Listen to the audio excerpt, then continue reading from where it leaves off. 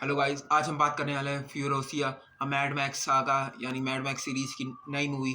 उसका बजट कितना है, उसका कलेक्शन कैसा रहेगा और उसका आने वाला सफ़र कैसा रहेगा, और थोड़ा गारफील्ड मूवी के बारे में और kingdom of the planet of the apps movie के बारे में। तो कुल मिला के ये एपिसोड थोड़ा हॉलीवुड रहेगा और हम लोग देखेंगे कि हॉलीवुड में कौन कौन सी पिक्चर कितना कमा रही।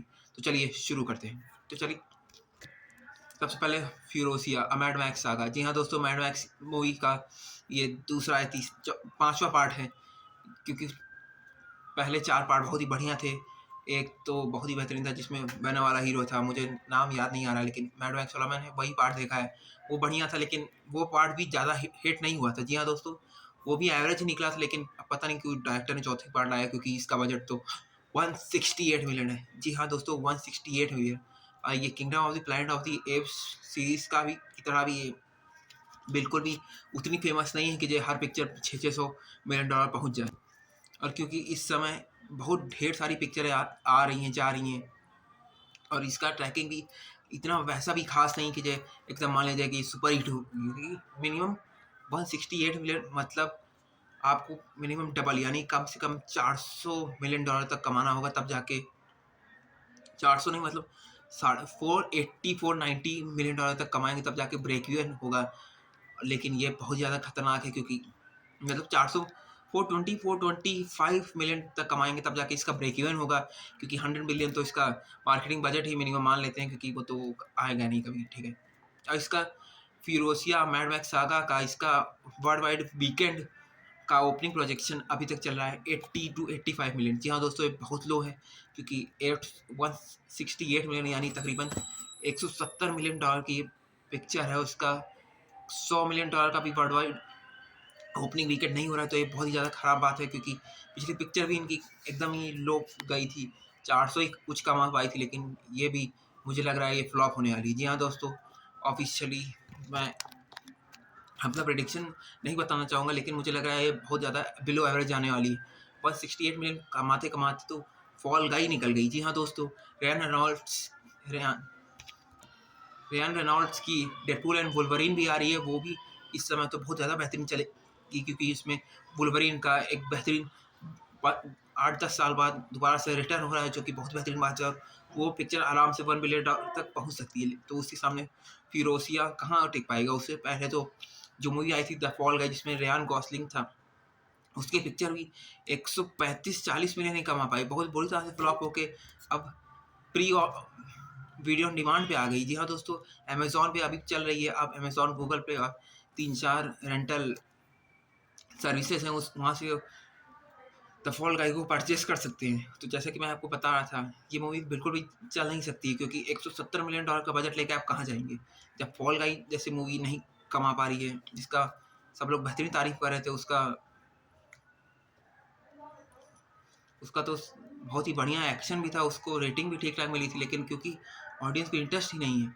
लेकिन कुछ अच्छी बात ये है फिरोसिया के लिए कि कई रिव्यू आए हैं और वो कहें उनको, जैसे ट्रेलर देखा है उन्होंने सिनेमा में, तो उन्हें ट्रेलर बेहतरीन लगा है।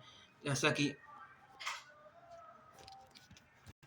बाकी का अगर मैं बात करूं तो ये अच्छी मूवी जाने वाली है, क्योंकि लेकिन इसका जो एक्शन है वही इसका मेन पार्ट है। अगर एक्शन इसका बेहतरीन रहा तो इसके कलेक्शन अच्छे आएंगे। लेकिन अगर मैं बात इस कंपेयर करूं तो ड्यून से, तो ड्यून 2 भी बहुत ही बेहतरीन हिट हुई थी, क्योंकि उसका थोड़ा हाइप था, लेकिन तभी उसने ऑलमोस्ट 200 मिलियन डॉलर इसका उसका बजट था, 178 मिलियन था, मतलब 180 मान के चलते 180 मिलियन डॉलर बजट था, और उसने वीकेंड में ही ओपनिंग वीकेंड में ही 200 मार दी थी। जी हाँ दोस्तों, और 725 मिलियन डॉलर तक खत्म हुई, तो ये 80 तक गई है, लेकिन मुझे लग रहा है ये 440 या 400 पहुंच जाए बड़ी बात है, क्योंकि ओपनिंग विकेट के बाद आप जानते हैं लगातार उसका लगातार घटता ही रहता है। जैसे कि मैं बताऊं, अगर इसका ओपनिंग विकेट 80 मिलियन तक रहेगा, हम लोग हाई पे चलते हैं, 90 लेके चलते हैं, 90 का मारे, फिर अगले वीकेंड आते आते ये हो जाएगा 30% ड्रॉप, आराम से फिर कमाएगी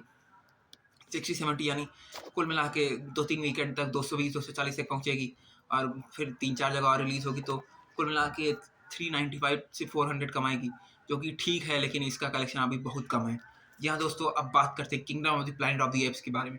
ये मूवी बहुत ही बेहतरीन चल रही है, अभी भी इसका कलेक्शन बढ़िया आ रहा है। जैसा कि हम लोग ने कल इसका वीडियो में बताया था, इंडिया में ये ऑलमोस्ट 24 करोड़ तक पहुंच चुकी है। इंचेस क्लोज, सिर्फ कुछ आधा 1 लाख बचा हुआ है वो 25 करोड़ तक क्रॉस करने में, जो कि बहुत ही अच्छी बात है क्योंकि इंडिया में तो कोई, स्पेशली मुंबई साइड कोई कलेक्शन आ नहीं रहा है। बॉलीवुड में भी श्रीकांत मूवी बहुत ही बड़ी फ्लॉप होने वाली। जी हाँ दोस्तों, 40 करोड़ के बजट में बनी हुई ये मूवी बहुत ही खराब होने वाली, क्योंकि 34 करोड़ वर्ल्ड वाइड कमाई है और इंडिया में तो अभी भी 30 करोड़ भी नहीं पार हुआ है।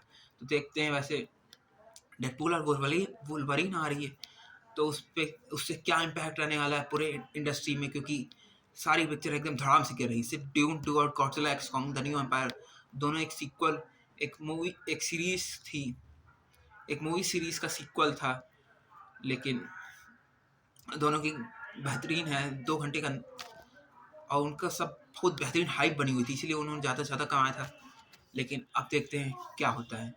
और अगर मैं बात करूँ तो द गारफील्ड मूवी की, तो यूएस में तो बहुत ही बेहतरीन खबर है। जी हाँ दोस्तों, $30+ मिलियन से यूएस में खुलने वाली, जो कि बहुत ही बेहतरीन बात है।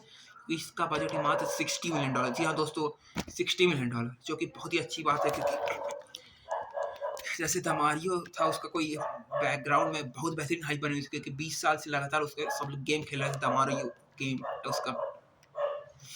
उसका तो 1.342 बिलियन तक पहुंच गई थी, जो कि बहुत ही बेहतरीन। मुझे लग रहा है ये भी आराम से 400 तक पहुंच जाएगी। 400 तो ज़्यादा ही हुआ, लेकिन ऑलमोस्ट 310 320 तक पहुंच जाएगी, क्योंकि ये एनिमेटेड मूवी का अभी कोई सेगमेंट अभी ऑलमोस्ट अगले महीने तक कुछ नहीं, क्योंकि अगले महीने इनसाइड आउट 2 आ रही है, उसका देखना पड़ेगा कि कितना कमाएगी। लेकिन द गारफील्ड मूवी जो एनिमेटेड वाली आई है, द गारफील्ड मूवी, जी हाँ दोस्तों, वो बहुत ही बेहतरीन चल रही है। और अभी तक शायद अगर मैं थोड़ा आंकड़े जोड़ के बताऊँ तो, क्योंकि बॉक्स ऑफिस वो जो में अभी वो अपडेट नहीं हुआ है, तो अकॉर्डिंग टू मी वो 90-95 मिलियन तक पहुंच गई है।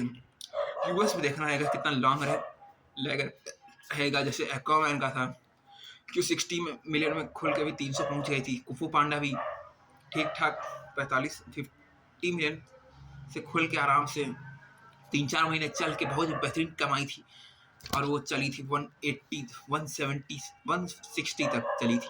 जी हाँ दोस्तों, और एक और लॉन्ग लेग की बात करूँ तो, जिसका नाम है माइग्रेशन। जी हाँ दोस्तों, उस मूवी का हम लोग अलग से वीडियो बनाएंगे। तो आपको ये वीडियो कैसा लगा? हम लोग ने इसमें बहुत ज़्यादा फ्यूरोसिया मैड मैक्स सागा के बारे में बात की, कैसे वो मूवी बहुत बड़ी फ्लॉप होने वाली, लेकिन उसका हम लोग प्लस पॉइंट हम लोग बताना भूल गए। तो अब रहा इसका प्लस पॉइंट ये इसका ट्रेलर बेहतरीन है, इसमें क्रिस हेम्सवर्थ है, और थर्ड ये फ्रेंचाइज मूवी है। जी हाँ दोस्तों, फ्रेंचाइज का 5वां पार्ट है, देखते हैं ये कितना कम आएगा, क्योंकि पिछला पार्ट खराब था, तो ये बहुत ज़्यादा रिवाइवल होगा। और ये डायरेक्टर लगातार मैड मैक्स सीरीज लगातार 50 साल से मैड मैक्स की मूवीज़ बना रहा है, ये मूवी देखने लायक होगी। धन्यवाद दोस्तों। अगली हम लोग जैसी जैसी ये वीडियो हम लोग शूट करके अपलोड करेंगे, हम लोग एक और वीडियो बनाएंगे कैसे माइग्रेशन सुपर हिट हुई और कैसे इस मूवी से डिज्नी को कुछ सीखना चाहिए। धन्यवाद दोस्तों।